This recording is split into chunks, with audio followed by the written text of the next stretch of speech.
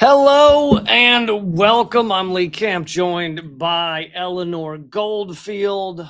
Thanks for joining us. As you know, Israel has attacked Iran, continues to attack Iran. For those listening to the podcast, we are recording this Friday, June 13th at 3 p.m. Please don't angrily email us saying we missed some updates. I mean, you're welcome to, but there's... No, you're not welcome to email me. Email him. Yeah, there are obviously updates coming in. A great place for kind of live updates is Middle East Eye if you want non-U.S. corporate garbage. Al Jazeera's not been doing a bad job either, but they Middle East Eye is covering it and have regular updates going on. Iranian air defenses have shot down an Israeli drone. Israel has killed 78 people. If you refresh from 5 seconds ago, Iran. No, I'm only doing 18 minutes ago. I'm sorry. We do not get more current than 18 minutes. An Iranian senior official has told Reuters, quote, "Our revenge has just started. They will pay a high price for killing commanders, scientists, and people. Our revenge will be painful," end quote. So Iran says that they have carried out attacks against dozens of targets in Israel. A map that was shared of alarms in so-called Israel shows alarms going off all over the place. This is, of course, via the Iron Dome system. As of right now, I don't know exactly what these targets are, but Iran has confirmed that they have attacked Israel. Yes, and so if we all die in a nuclear explosion before this is over, before this podcast is over, I just want to say it's been lovely hanging out with y'all. It's been fun. I love you guys. And now you don't have to pay taxes next year. There you go. See, always looking on the bright side. They call it bright side Eleanor. But yes, Israel is a completely unhinged, genocidal. It's a death cult, and they're losing everything. They're losing their ground. They're losing their ability to maintain. They're losing the propaganda. They're losing the propaganda war, which they've been able to continue winning for decades now, and that can't hold anymore. So Israel is basically dragging us all into an end games here. And Sam Husseini put this quote on his blog about this, his Substack about it. It's a quote from former UN official Craig Mokhiber. I was going to say Mokhiber, but Mokhiber stated, "The Israeli regime is now attacking Iran in a blatant act of aggression. The world must unite to isolate and contain the Israeli regime, which, drunk with U.S. guaranteed impunity, armed to the teeth by the West, and driven by a deeply racist and fundamentally violent ideology, is leaving a blood-soaked trail of genocide, occupation, aggression, and destruction across the region. The Israeli apartheid regime must be stopped before it drags the entire world into darkness." I thought that summed it up pretty well. It does. Good job, Craig. Yeah, well done, former UN official Craig. Not going to try your last name again. Shrita Parsi posted a picture of a dead Iranian child and said, "Having run out of children to kill in Gaza, it appears Israel is now targeting children in Iran." This was Tehran just hours ago. And yeah, a lot has been made on the mainstream media about, Israel's targeting the upper echelon of Iran's military. Yeah, but a lot of innocent people as well. A lot of innocent people dying as well, because that's what Israel does. Well, because it's bombing, I'm sure folks have seen the images, it's bombing residential apartment buildings. So I don't know if you all have ever lived in an apartment building, but you might live there with a nuclear scientist. You also probably live there with some 3-year-olds. So no. All nuclear scientists stay alone in a separate apartment building. All Iranian generals live together. They do bunk beds, right? Bunk beds, yeah. Yeah. And Israel also targeted Iranian nuclear facilities, which in our propagandized minds might at first sound like, oh, well, at least they're not targeting buildings, because, that would be worse, right? Allow me to loop you in here with a statement by the International Atomic Energy Agency. The Director General Rafael Mariano Grossi released a statement just after the attacks on the nuclear facilities in Iran. And he said, I have, quote, I've repeatedly stated that nuclear facilities must never be attacked, regardless of the context or circumstances, as it could harm both people and the environment. No shit. He didn't write that. Such attacks have serious implications for nuclear safety, security, and safeguards, as well as regional and international peace and security. I mean, if you stop to think about it and you don't just look at like the past 20 years of extreme propaganda vis-a-vis Iran, you're like, yeah, that would be a really bad idea if they bombed nuclear facilities, because have we ever heard of broken down nuclear reactors making a problem for the area that they're destroyed in? I don't know. Maybe if we thought like long and hard, we could come up with a couple of examples of how like that really didn't end well. And yes, in fact, there is rumors of the Natanz nuclear site leaking radiation. However, a UN nuclear watchdog says radiation outside Natanz site remains unchanged. So hopefully they said the type of radioactive contamination present inside the facility, mainly alpha particles, can be managed with appropriate protective measures.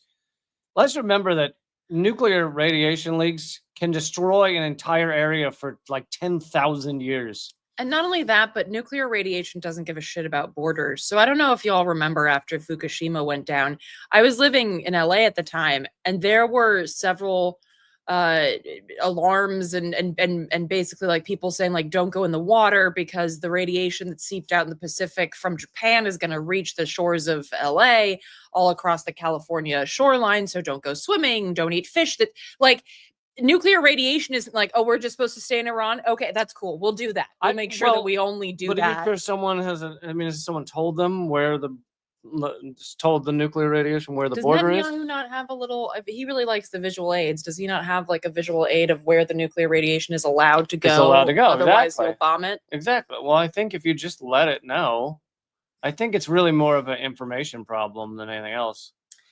Clearly. So, and then the Director General of IEA, I can't say that's just all. IEA. Yeah. You just, what you do every time you get to it, just sound excited. You just punch yourself in the balls. And those of us not equipped with balls. Yeah, not you. Punch yourself somewhere else. Nipple twist. IEA. Yeah. So he goes on to note how many like international laws this breaks, as if Israel gives a shit about that. But he stressed a diplomatical solution to these problems.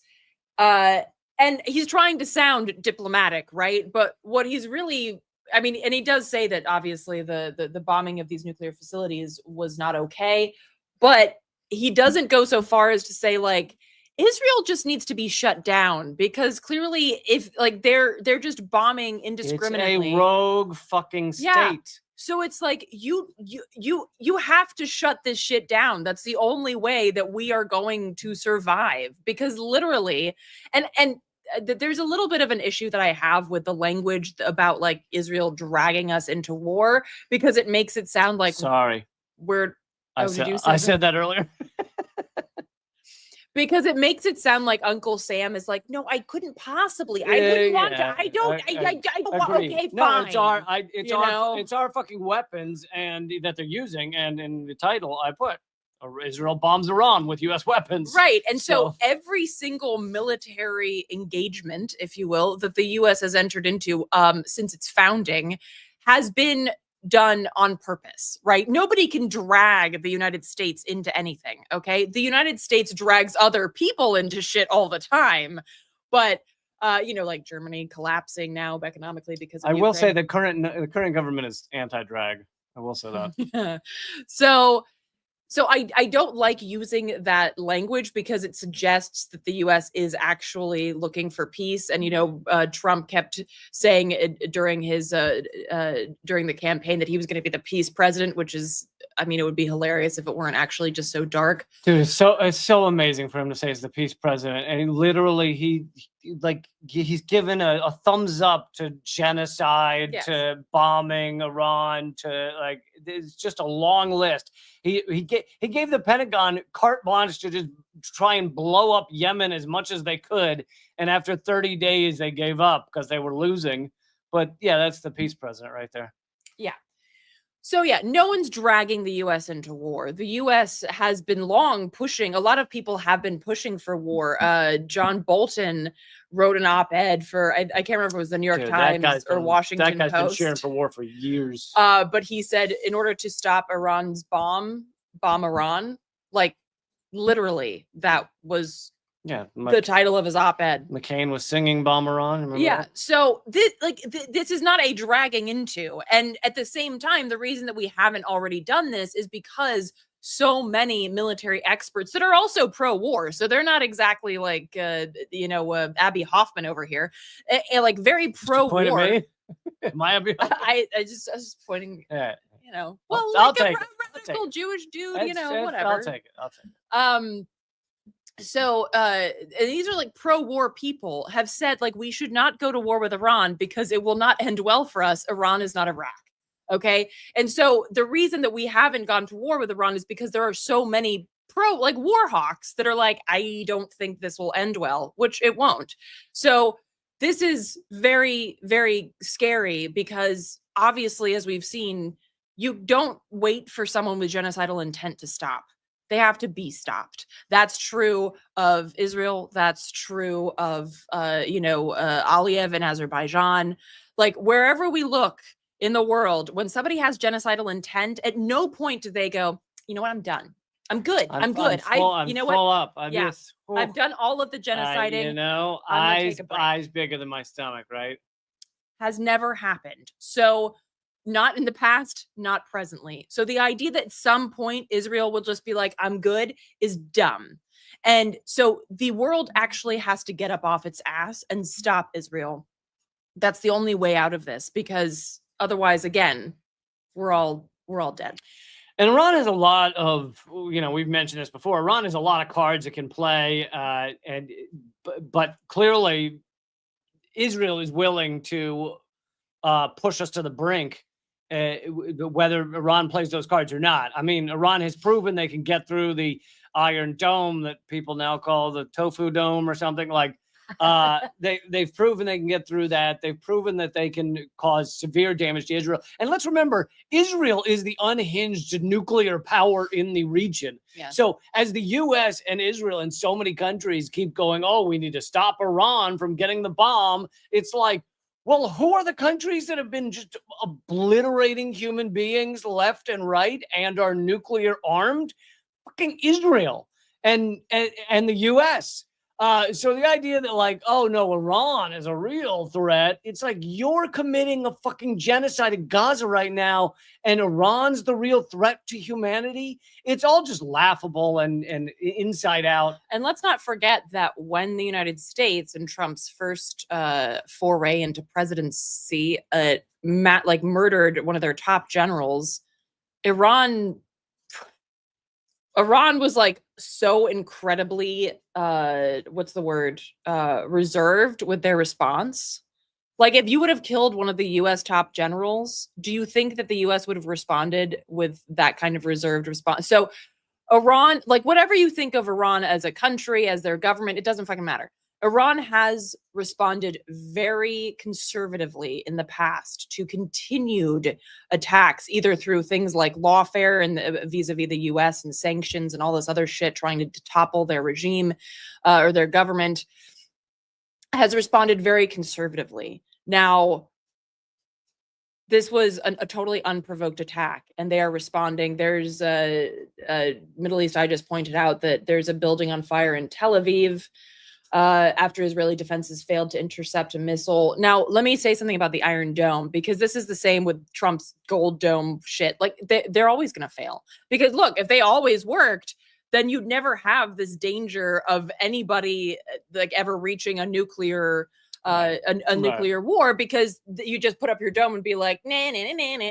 But it doesn't. It's not 100% foolproof. So basically what's happening now is that Iran sends a bunch of missiles and maybe 5% make it through. I don't know the exact percentage. It's not necessarily a large percentage, but some will always make it through. What they do is they send a bunch of cheap things, like cheap drones that cost them almost nothing.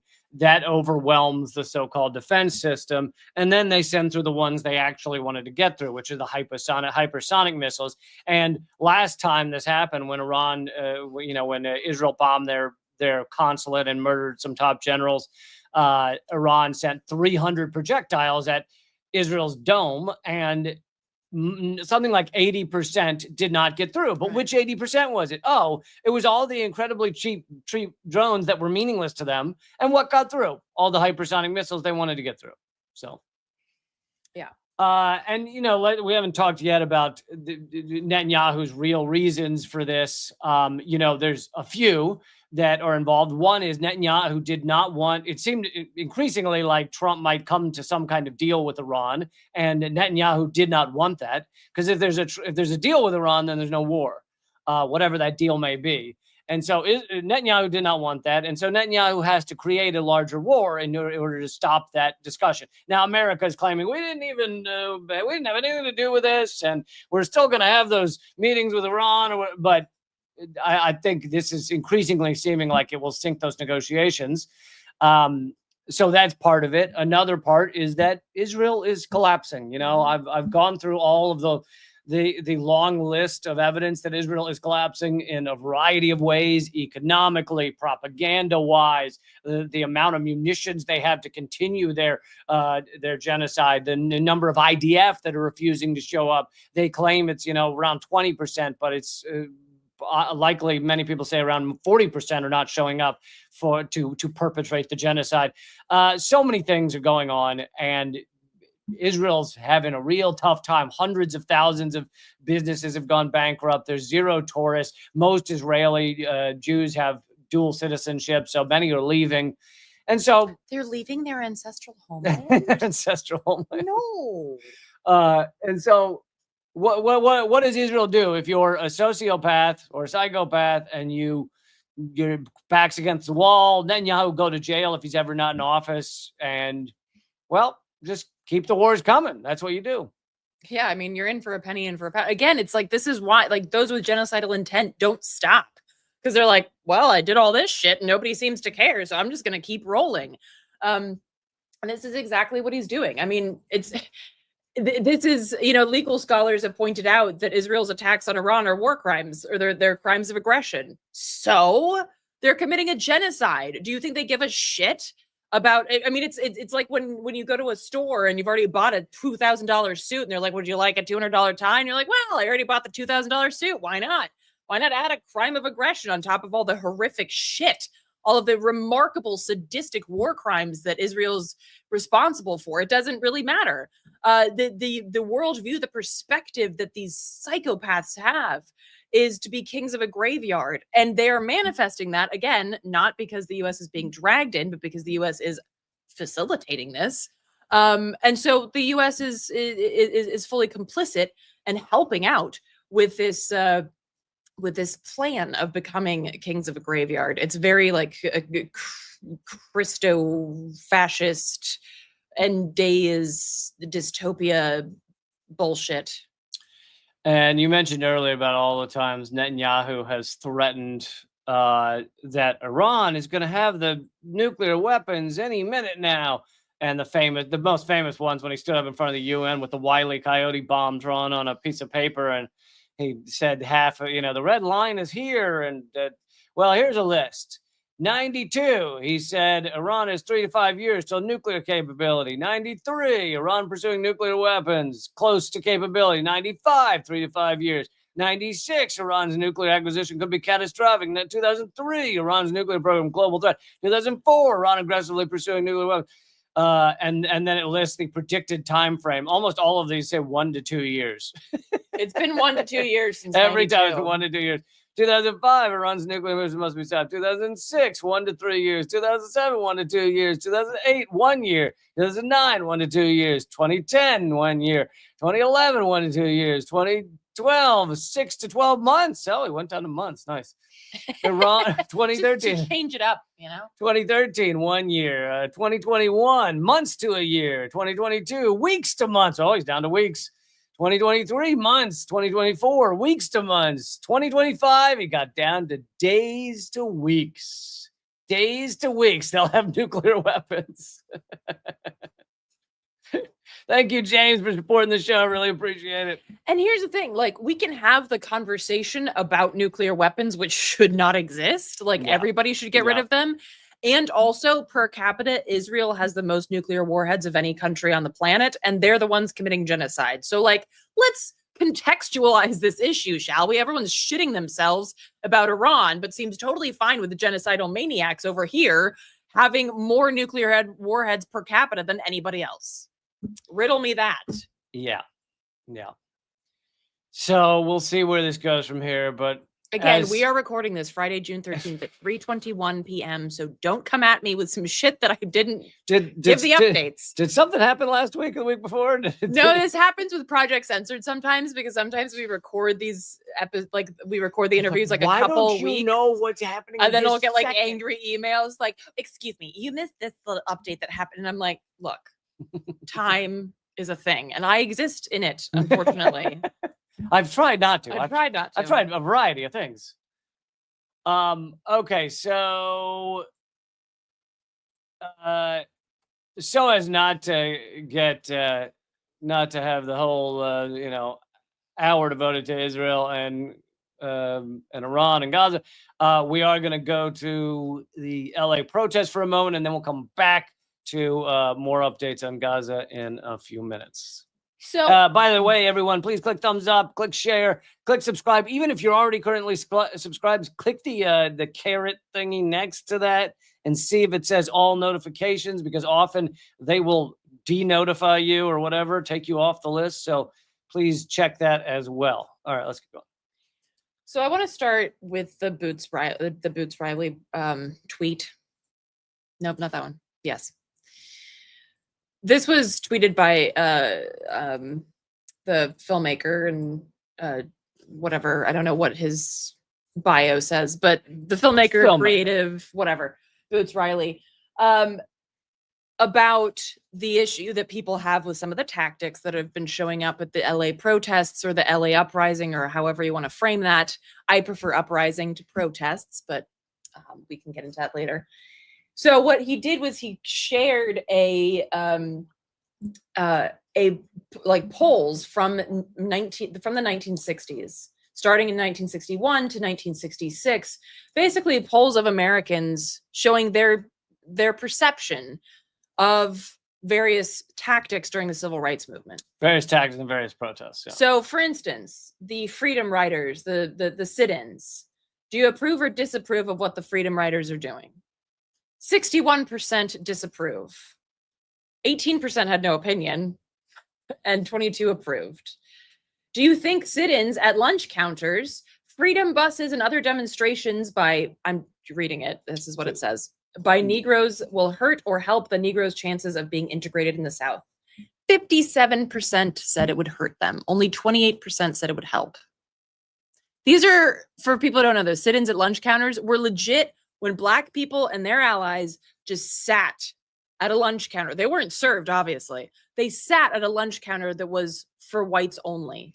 They weren't like breaking anything. They literally just sat the F down. And they were getting spit at and harassed and screamed at and stuff poured on them, and they did not respond.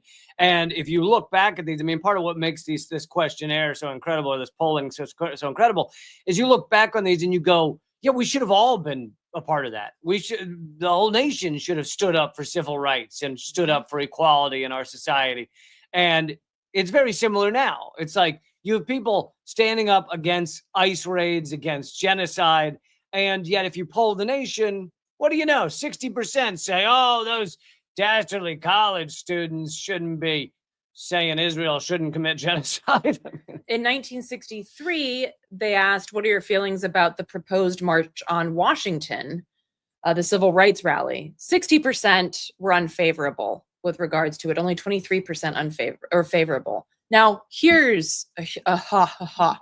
In 1966, so this is several years after a lot of these tactics have been ongoing with regards to civil rights. In October 1966, the question was, all in all, do you feel the demonstrations by Negroes on civil rights have helped more or hurt more in the advancement of Negro rights?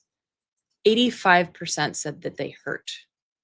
Right. Just sit down and allow the status quo and don't speak out against. 5%. So I say this, I share that, which I think I'm very glad that Boots Riley shared it. I share that to say this. There's no tactic that will ever be peaceful enough for the powers that be, because what we're demanding is essentially for the system to self-destruct, right?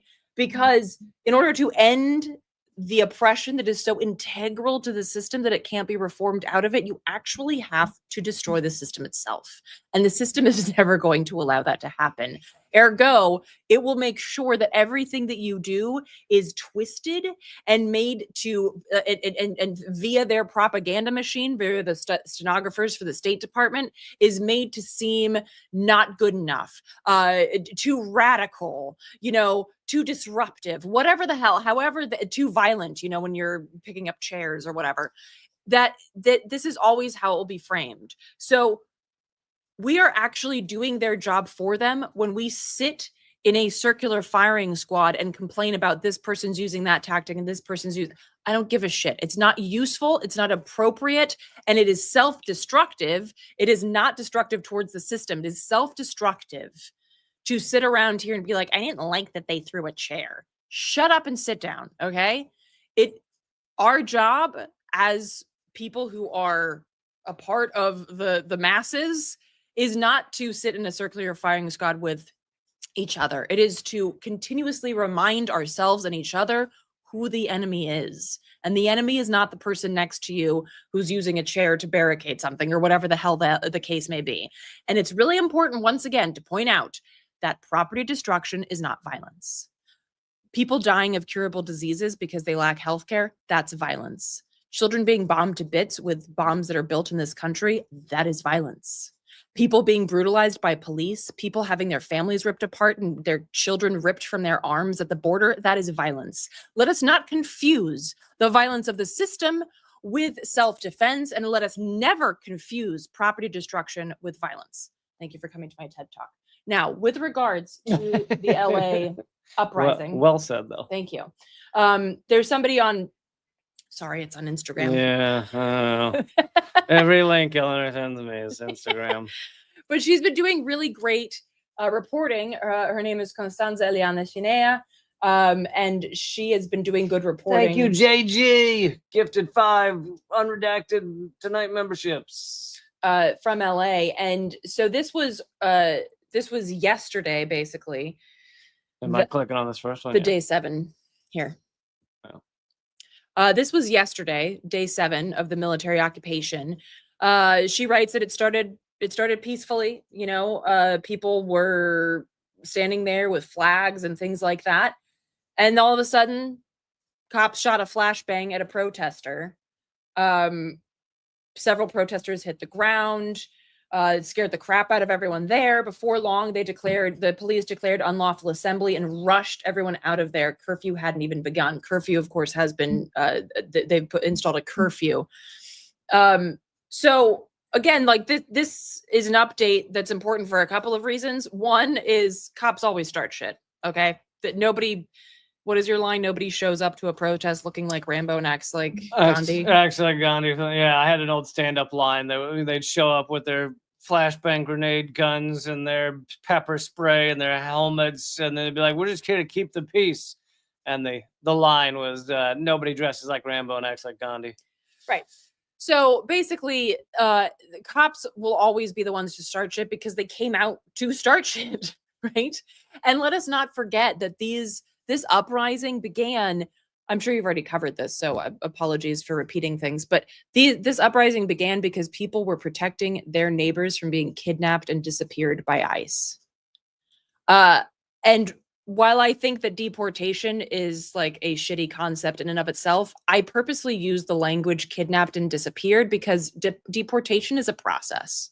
It is a legal process that does actually have legal precedent. So, and it does not include kidnapping and disappearing people. Yeah. So it is important to make that distinction because what ICE has been doing is literally like black bagging people on the sidewalk and at their places of work and disappearing them with their kids and ripping their kids from that. Like, so this is not, hey, you're gonna show up to this this courtroom and then you're gonna no. It is kidnapping, and I think it's important that we talk about it in that way, and that our communities show up with the understanding that what we're trying to stop is a kidnapping. And by the way, the one federal court said Trump's use of the National Guard was illegal. And then the appeals court said, no, you can keep having the National Guard there. So I think that's where it stands at the moment. I'm sure that will be appealed as well. We'll see. There was something else I wanted to point out. This one, the chairs. Oh, yeah. This is one of those moments where like you're like, yeah, the gentrifiers, the people trying to prettify the city or whatever, those big corporations are not on our side.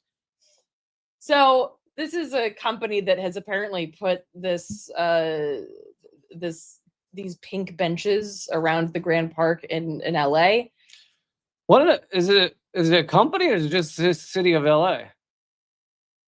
Well, I think it's a company. Okay. I thought it was just the city of LA. It was like, we're making it nicer for everybody. So for those not watching, images of the bright pink civic furniture, which that's just a term you made up, that we designed for Grand Park, LA, the park for everyone, being used by LA protesters stopped us in our tracks.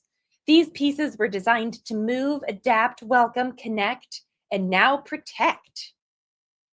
We stand in solidarity with our city during moments of civic expression in support of unjust treatment, and we are reminded of why we design for our community, diversity, and a sense of belonging.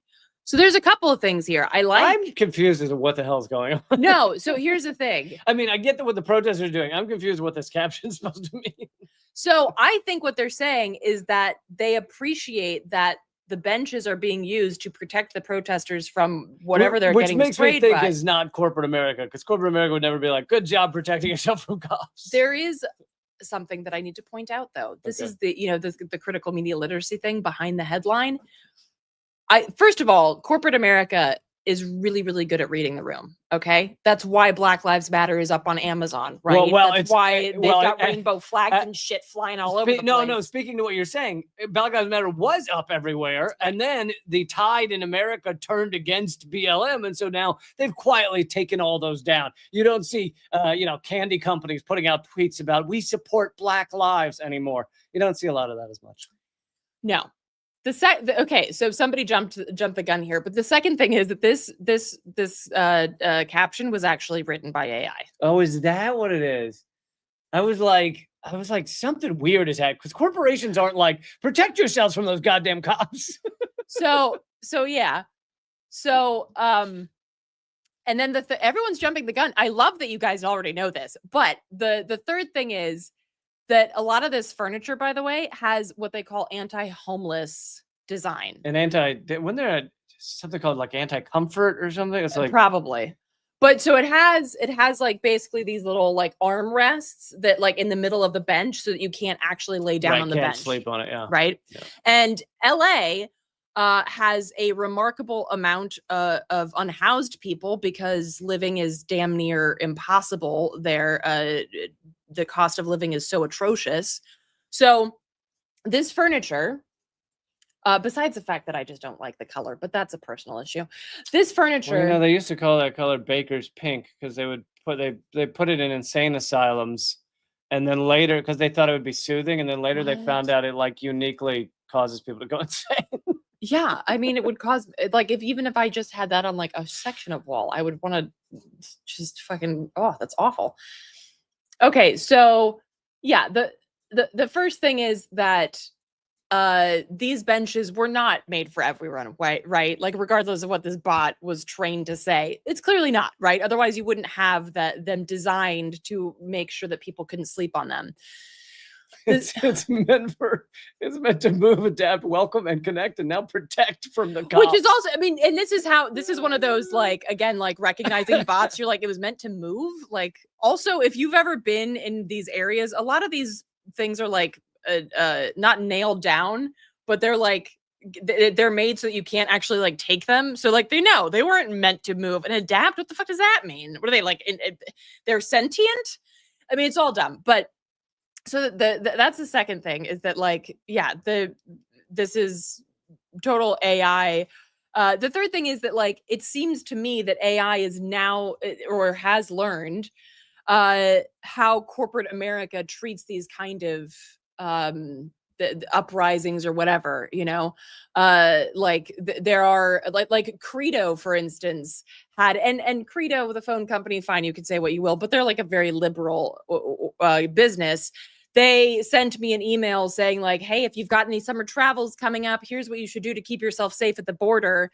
And I was reading it and I was like, no way, if this was under Biden, they would be sending this. Oh, totally. Because it's very convenient for them to just be anti-Trump. Yeah. So again, it's like in this one tweet, there is so much shit that we have to look out for in terms of critical media literacy, in terms of like how corporate America can just like, whether it's through a bot or not, can twist shit and be like, we're on your side. And then very quickly be like, nope, we support police or whatever the hell else they're going to do. Right. Thank you, JG, for the donation. And you're reminding us to mention the Posse Comitatus Act, which is a great point.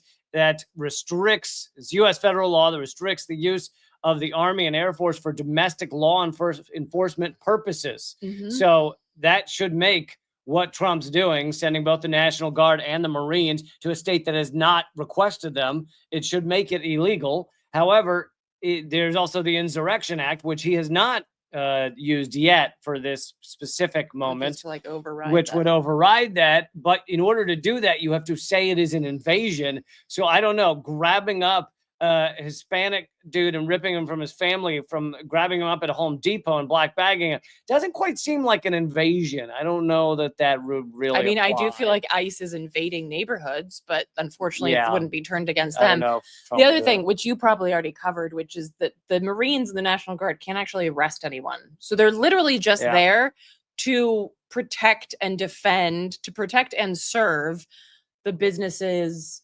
the ICE agents and things like that. They're not there to protect the people. They're not there to ensure that people aren't violent against each other or whatever else trope or propaganda that people have been shoveling, because they don't have the power to arrest anyone. So they're literally there just as added muscle to scare the shit out of people. And yeah. Okay, so cool. If in a minute we move on to the Gaza March, etc. Yes. Okay, in a second we're going to move on to the Gaza March as well as other updates on Gaza. Before we get to that, I want to make a cool announcement, and I'm going to play this little 1 minute thing I created about the fact that Unredacted Tonight has just joined Means TV. But by playing a little video instead of saying it right now, Eleanor and I get to take a 1 minute break. So that's a lot better. So anyway, we'll be back in 1 minute. Check out this announcement from, who is this guy? Oh, Lee Camp. Okay. Excited to announce that Unredacted Tonight has joined Means TV. As you know, I'm the most censored and suppressed comedian in America. I've had my main YouTube channel banned around the world, my podcast banned on Spotify, my TikTok banned permanently, and I'm heavily suppressed on all the other platforms. All of that and more has been done to me just because I'm anti-war and anti-capitalist destruction. So it's about time I joined a network that believes in the same things I and you do. It's one of the only worker-owned anti-capitalist streaming networks anywhere. It's basically Netflix for people who like watching shit that actually matters. Means TV has Abby Martin, Richard Wolff, Second Thought, Mondo Weiss, This is Revolution, and so much more. Amazing series, documentaries, movies, and now Unredacted Tonight. So if you join up now, you won't just be making sure Unredacted Tonight can continue. You'll be supporting so many amazing creators who stand for what's right.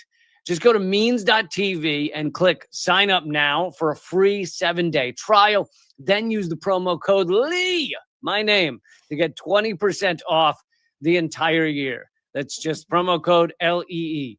Unredacted Tonight will still be on YouTube and Rumble, but I'm hoping you also join Means TV. I'm not just supporting Means TV because I want to see my work continue and stop being suppressed. I'm doing it because we all need to be the change we want to see. And that's what this is. Thanks for the support. Woo! Thank you. I like having a cheering squad for that. Okay, so yeah, I hope you guys. Jesus Christ. Eleanor's on like a hair trigger in life. I don't know if you guys noticed that. Sorry I'm about not, that, but it's though. very jarring when you're right here and then all of a sudden I hear you screaming at me. It's very jarring. I agree. I found that shocking as well. Did you have a little bit like who's the real Lee moment? Yes, it did. It tore my psyche, shredded my psyche. Okay, so let's move on. We're here for it. So I hope you guys will join up for Means. Go to means.tv and check it out. Free trial. Just get the free trial. Even if you decide like you're not going to just do the free trial, and then it makes me look good. And they go, oh, look at all these people doing the free trial. And it's really kind of cool. What? Okay.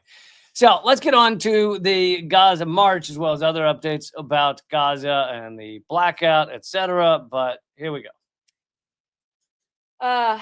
So basically earlier today, and there's a lot of bullshittery happening with checkpoints and Egypt deporting people, which we'll get to in a second. But just to give folks like a broad strokes, participants of the global march to Gaza will gather peacefully at a campsite outside of Cairo today, June 13th, continuing preparations for a historic peaceful action to end the siege on Palestine and call for the opening of a humanitarian corridor through Rafah. So they point out that they have not received formal authorization to begin the march. Not surprising, considering the government in Egypt. However, we remain fully committed to coordinating with Egyptian authorities and pursuing all channels of communication to ensure full legal compliance. So, as they point out, our intent is not to challenge the law, but to work in accordance with it. So this is one of those moments, you all know me, I like me some nuance. And I usually say, like, don't work with authorities, like, do your shit and, don't ask for permission. This is one of those moments where I actually think this is like a chef's kiss brilliant tactic, because Israel is the one who has nonstop been violating international law.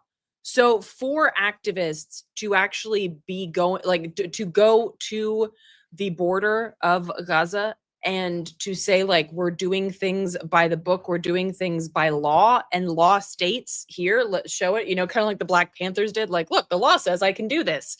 Pointing out that what we're doing, a humanitarian corridor, is something that's backed by international law, is, I think, a very important step. It's a very important aspect and overarching point of this action, because this action is not to say, like, we're going to break the siege and we're going to, pound on the door. No, it's like, we're just going to show up and be like, hey, this is the thing that needs to happen. And here it is written down. And here are tens of thousands of people who agree with us. And so I think the optics of that are very, very powerful. And again, I do not exist in this like binary of like, it works if, all of a sudden, free Palestine, and it doesn't work if that's not the outcome. I think it's important to recognize it has to achieve 100% of goals in order to matter. Yeah. Just like the Madeleine, it's like the Madeleine didn't actually get to dock in Gaza and bring the aid that it had on board. Would we call that a failure? I mean, considering that several of them are still being held in Israel for their refusal to sign something saying basically they illegally entered Israel, which they didn't. Also because even if they had gotten to Gaza, that's not Israel. So like, it's all just dumb. But the aspect of like analyzing a tactic is very important, I think, from the perspective of what the goal is. And if the goal is to open this humanitarian aid corridor, I think that having a lot of people on the ground, having a lot of people show up and basically be like, look, we're here as part of international law, I think that's beautiful. And I also know it's very dangerous because not only is Egypt complicit in what Israel is doing, but of course Israel has shown it is not afraid to bomb the shit out of civilians. So these people are very much taking their personal safety in their own hands by showing up here. This gathering includes medical professionals, parliamentarians, lawyers, humanitarians from more than 80 countries who will come together with a unified message. The blockade must end and humanitarian aid must flow freely to the people of Palestine. Interestingly enough, Nelson Mandela's son is part of this convoy.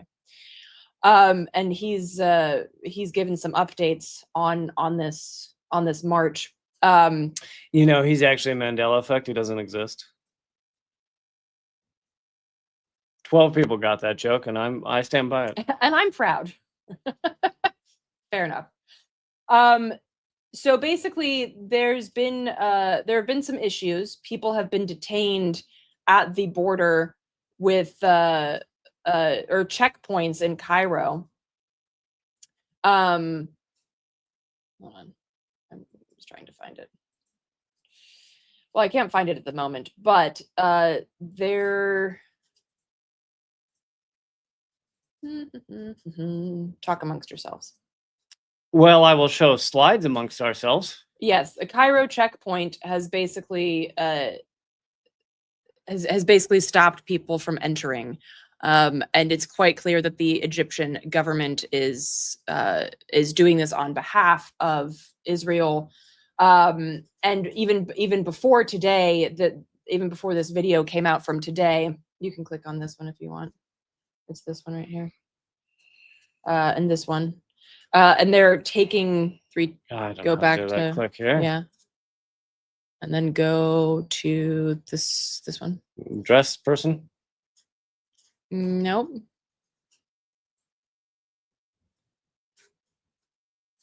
Oh wow, that's weird.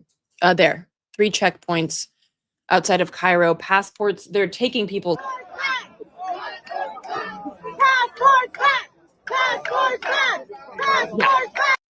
So they took. So they're taking people's passports. This is Egypt? Yeah. This is outside of Cairo. And even before that, Egyptian authorities, this is from yesterday, Egyptian authorities detained and deported dozens of pro-Palestinian activists who were planning to take part in that march. So they've been basically cracking down on international visitors and arresting them for trying to show up for humanitarian aid, which sounds totally sane and totally fine. No notes. So it says that Reuters claims that at least 73 foreign nationals have been deported on a flight to Istanbul on Thursday, with 100 more at the airport awaiting deportation. So that's from yesterday. I'm not clear on exactly how many people have been deported or set for deportation. This video that's on the screen right now is being played by the it's on the Global March to Gaza page. If you look on Instagram, sorry, it's on Instagram. So people's passports are being taken. This is from earlier today. So again, this is an ongoing situation, and I have no idea how this whole bullshittery that Israel has pulled with Iran is going to affect this. But according to their posts, the Global March to Gaza is still slated to take place.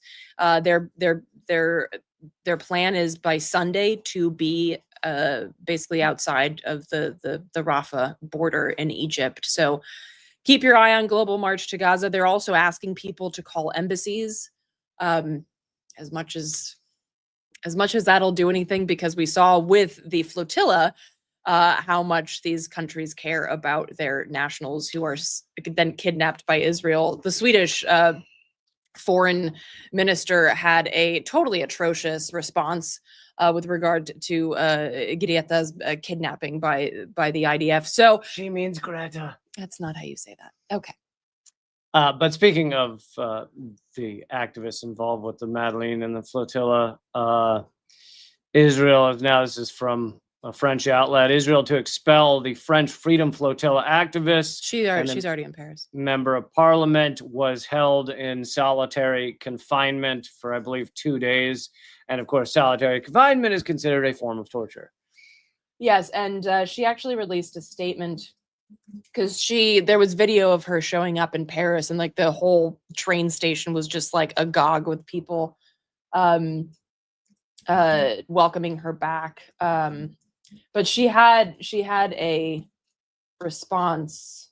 She said that there was going to be a next flotilla vessel.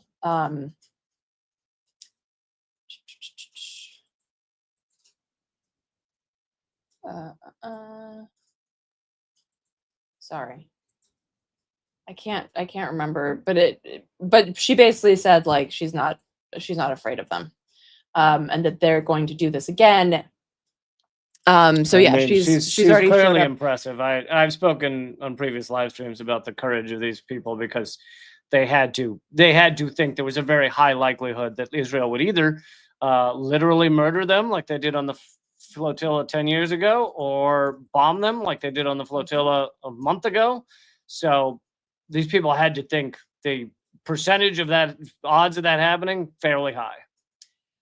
The Brazilian member, I'm sorry, I'm shit with names. The Brazilian member also has been returned to Brazil, and he gave a press conference. Left? There are 3 left that are in that are still in. Are we calling it detention? I feel like that's too nice. They're kidnapped. Still kidnapped. So this is from about 9 hours ago. Marco from the Netherlands, Pascal from France, and Yanis from France are facing 1 more month of illegal imprisonment, supposedly because of Israel's attack on Iran, and Israel says that it's grounding all flights. So they can't, I mean, we'd love to, but we just can't get these people out. We would love to free these activists, but we need to keep them in prison because we just don't know what else to do. Exactly. Certainly. Well done, Israel. And currently they're being treated, they're being mistreated and only allowed 1 hour of light a day, being treated inhumanely. Who would have thunk it? But of course, they're pointing out that there are other ways to get people out of Israel, but Israel just doesn't care, and they don't want to, because the whole point is to make an example of these folks. It's the threat of a good example, and they don't like it. But there are already plans, as far as I'm aware, of another Freedom Flotilla, and then you have this global march to Gaza. So I think it's really beautiful and like remarkably courageous that people are doing this. And if I may I just read something that I wrote about this to like... We will be taking a vote over the next 45 minutes. No, to kind of like, because I'm really sick and tired of people shitting on, I mean, especially Greta, but not just because she's Swedish. She means Greta. I will hit you if you say that again. Like, learn how to say shit properly, okay? It doesn't, would it kill you? Watch the way she says Thunberg. I'm not going to say it. Thunberg. What was that? I nailed it that time. You nailed something. Okay. This is regarding... I can't even hear you when you say her name. It turns into a whisper.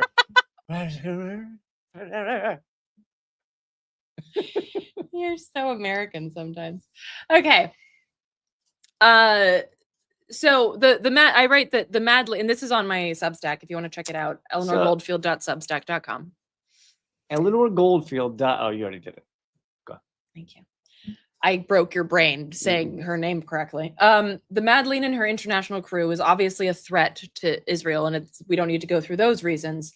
But less obvious is the threat that it also makes many supposed Palestinian supporters afraid. The Madeleine proves that Gaza is not that far away. It's not on some alternate planet that, try as we might, we can't get to. It's literally a boat ride away. And this is why so many who claim to be anti-Israel are also shitting on Greta and the other members of the flotilla.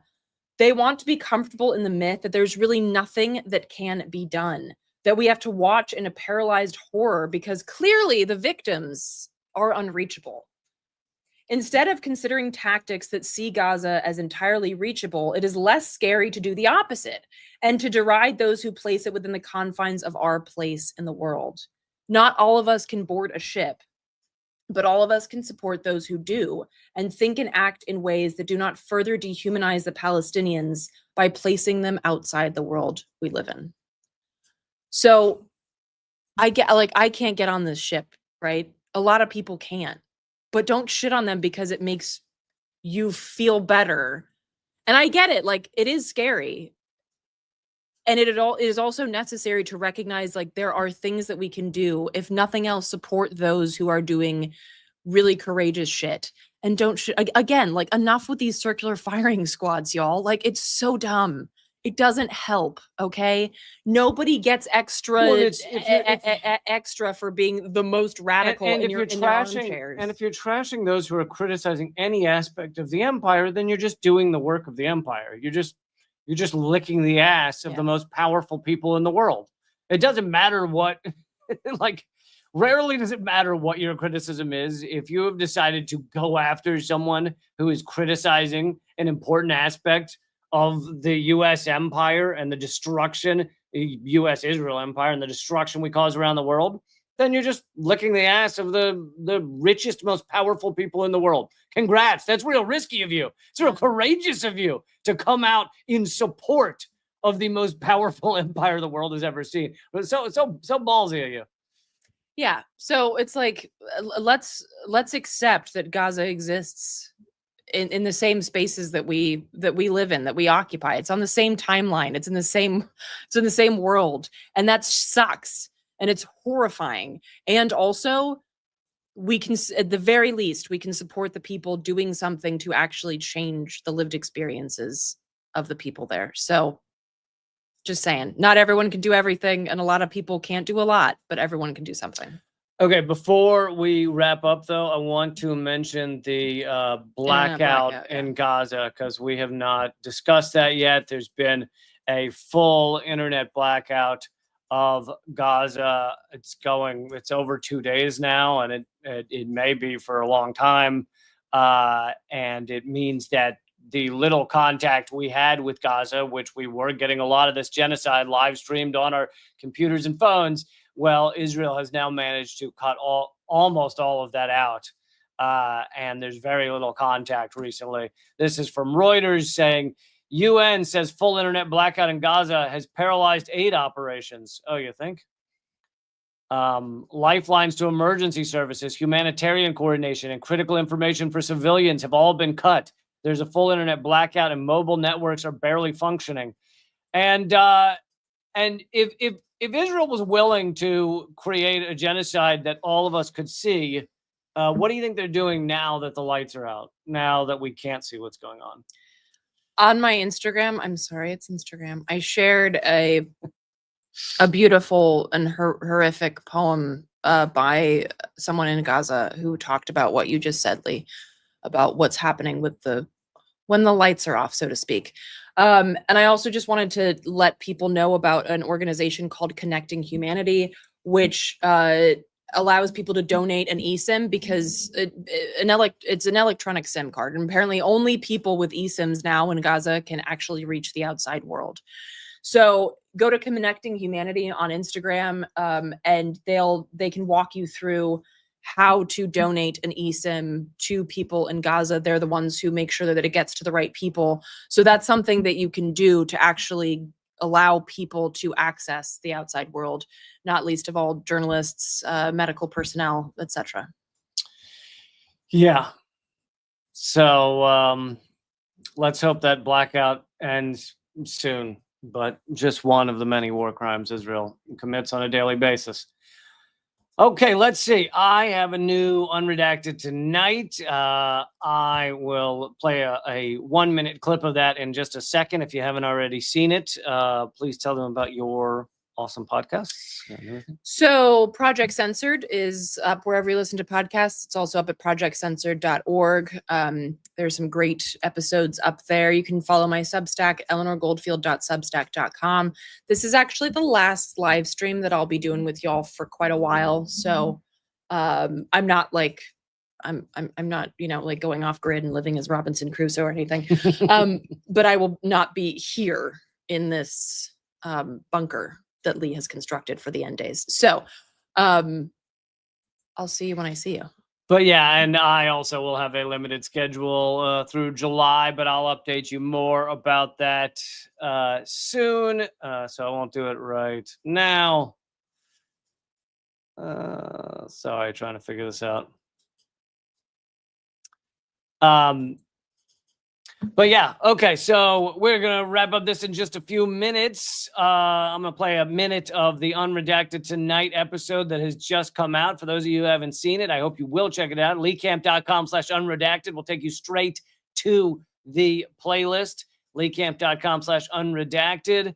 And I'll come back on after the clip, but Eleanor will no longer be here. So if you're going to wave goodbye, do so now. All right, so here is 1 minute. I don't know, we're going to probably jump in at a weird point, but here's 1 minute of the latest episode of Unredacted Tonight. Online personalities have turned right-wing or right-ish. People like Joe Rogan. Rogan used to have guests on like Peter Joseph, Bernie Sanders, this guy, Tulsi Gabbard, before she became Repulsi Gabbard. Side note, I'm so excited for the next Marvel movie, which is Tulsi Gabbard versus Repulsi Gabbard in the metaverse. Oh, so good. And now Rogan almost exclusively has on right-wingers, MMA fighters, and people saying we should believe ancient aliens secretly invented everything indigenous people actually invented, because apparently ancient indigenous people were stupider than Sarah Palin after enjoying a taster's flight of Mike's Hard Lemonade. We literally now have the ability to dissect a fossilized turd from 1 million years ago and find out what ancient humans were eating the day they died. But apparently the ancient aliens never left so much as a toenail clipping behind. Really? Nothing? Not a dingleberry? Nothing? Yeah, that's one hell of a house guest. Anyway, I was wondering why several of these popular independent media hosts made this startling shift to the right, from somewhat progressive to anti-progressive, from somewhat awake to reality to completely comatose. Okay, there's a little taste. You can get the rest of the episode for free at leecamp.com/unredacted. Or if you're already on the YouTube page, you can just click on the Unredacted Tonight playlist. And I hope you'll share it. I hope you'll enjoy the episode and let people know about it. And as mentioned, I have now joined Means TV, and it is the only that I know of. I believe it's still the only worker-owned anti-capitalist streaming platform. So if you want to support my work, but the work of so many other creators at Means TV, you just go there, you join up. It's like $9 to $10 a month, but you get 20% off with promo code Lee. So it'll actually be like $8 a month if you just go over there, means.tv, use promo code Lee. And I will see you Monday for another live stream. And yeah, keep fighting.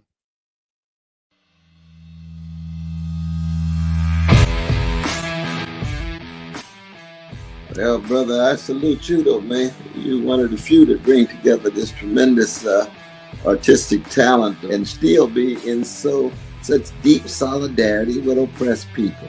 It's an honor to be here because I'll tell you, Lee, you have one of the funniest shows on television, bar none. It's an enormous pleasure to be here. While I was waiting, I was leafing through your wonderful book. The same to you. I love your show. Be happy to come back anytime. Lee, this is one of the great honors of my long career, just to be in the same earth with you. I'm sure. We're just so blinded. We have so many blinders on because our society doesn't want us to know things. And so it takes shows like your show, and it is clearly designed to eradicate. Hey, good to see you. Hey, Jill, how are you? Julian, thanks for joining me. Honor to have you, brother. Consumerism is a theory that people should behave this way to help each other. It's not. Mr. George Galloway, thank you so much for joining me in these dark times. Always a pleasure, my friend. Thank you so much, Lee, for having me on. Keep fighting. Ha.